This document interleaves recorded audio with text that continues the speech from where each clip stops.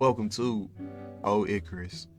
And this is a virtual diary or an expose more so of explanation and conversation for real. It's a really delicate series because for me it's from the heart, and for y'all it's y'all getting to know me on a different level or just understanding my mindset when it comes to things. And I was inspired to do this series because recently me and my partner split as we've been going through the journey of separation, and I've realized how much I've changed and how much I appreciate and love what we had. And that thought alone has pushed me to want more than anything else. She inspired me to want to be happy. And some of y'all might not understand what I mean when I say that, but like continuing on day to day was just what it was. You just pushed on until you couldn't push no more. So being happy wasn't really something that I recognized, and even sometimes felt so uncomfortable with that it made me angry.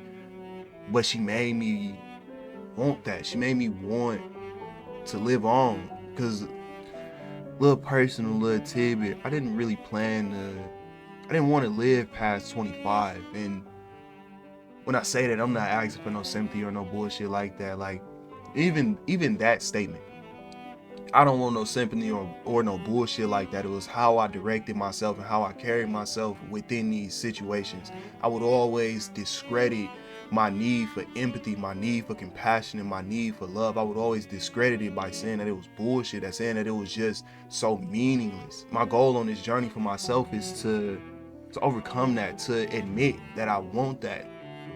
I've just now been able to admit I love compassionate women. I love compassionate people. I love people that care about me and is not afraid to showcase and understand me.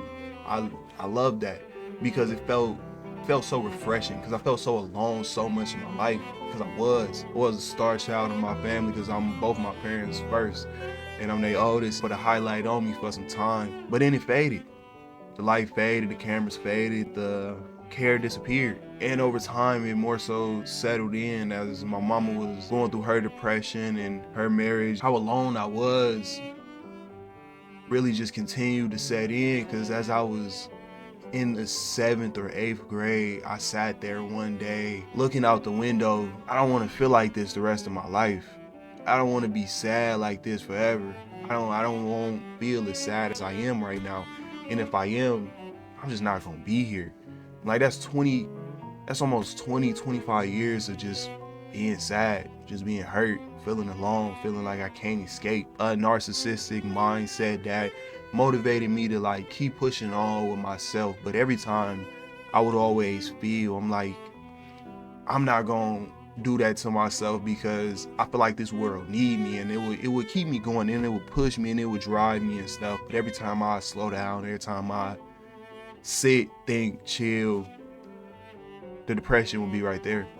It would always be just around the corner. It would always be waiting for me at every turn.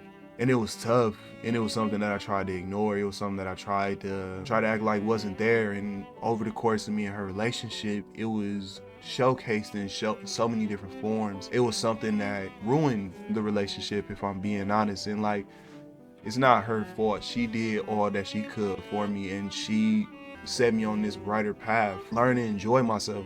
She did that with her last bit of effort and her last piece of will, because she just couldn't sit by watching it no more. She couldn't sit by watching me constantly be angry, be sad, be disconnected, and I just wasn't here so much of the time. And even now, even thinking about her, reminiscing, and like, I regret the simple things that I couldn't allow myself to enjoy.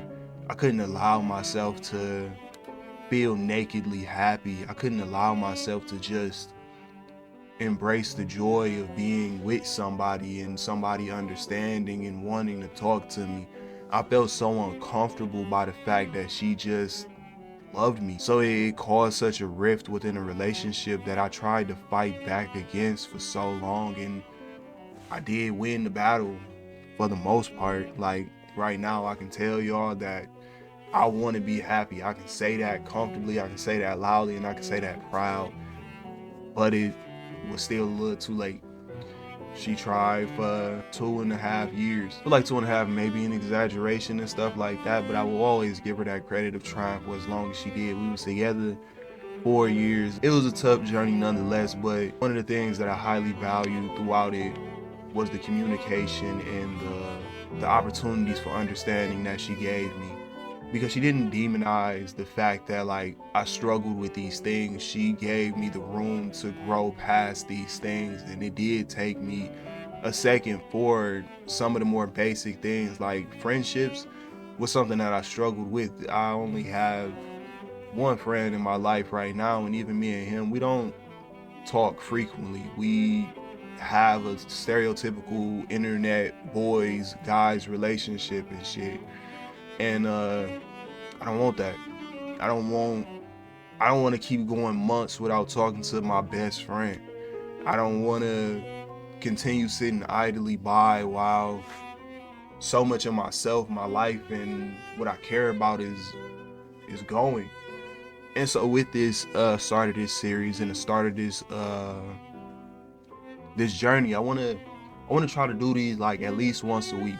At least once a week, I want to sit down and talk to you all about my mental state, about what's going on, and how much I'm not necessarily appreciating, but how much I am appreciating being on this journey with y'all and everything. Because I do want to be happy. I do want to grow, and I do want to be better.